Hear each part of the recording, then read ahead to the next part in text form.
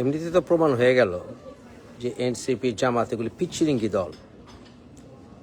আওয়ামী লীগ যদি নির্বাচনে থাকতো তাহলে ঘুরে ফিরে ওই 7-8টা সিটই পেত এরা। আর নাহিদের সিট তো দয়া করে দেওয়া হয়েছে যাতে করে ওরা ওদের দলের রিপ্রেজেন্টেশন থাকে। একটা প্রত্যেকটা দলের একটা রিপ্রেজেন্টেটিভ বা নেতাকে সামহাও আনার চেষ্টা করা হয়েছে ইলেকশন। আদারওয়াইজ এনসিপি একটাও সিট পেত না।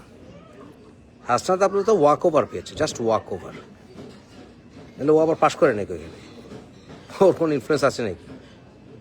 তবে বাংলাদেশের মানুষ শান্তি চায়। এখন অনেক হয়েছে। দেশের মানুষ এখন আর ওই ভাইয়া ফেলাবো, মাইরা ফেলাবো, কাইটা ফেলাবো, পোড়ায় দেবো, জ্বালায় দেবো এগুলি আর সহ্য করবে না। বাংলাদেশের মানুষ নির্বাচনে ভোট দিয়ে বিএনপিকে ক্ষমতায় পাঠাচ্ছে। আপনি লাইক করেন বা ডিসলাইক করেন, বিএনপি সরকার গঠন করবে এবং দেশে শান্তি আসতে হবে, স্ট্যাবিলিটি আসতে হবে।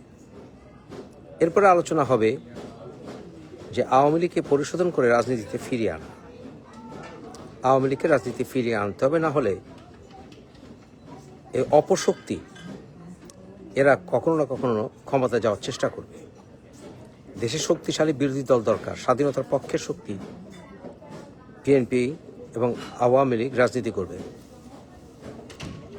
এই এনসিপি এদের মুখের ভাষা দেখেছেন?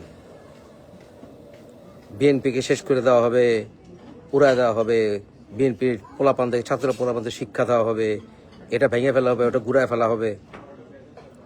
আর জামাত পিছন দিক থেকে বাতাস দেয়, কারণ এরা তো সবাই জামাতের এই টিম বেটিম। আর এদেরকে বিশ্বাস করা যায় না, কারণ এই শিবিররা ছাত্রলীগ সেজে রাজনীতি করেছে না?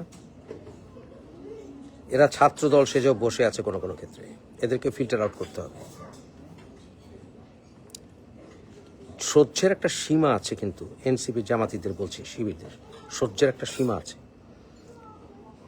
হেরেছ মেনে নাও, যে কটা পেয়েছে এটা তো দয়া করে দেওয়া হয়েছে, এ কটা প্রাপ্য না। সোজা হয়ে যাও। বাংলাদেশের সংস্কৃতি ধ্বংস করতে দেওয়া হবে না।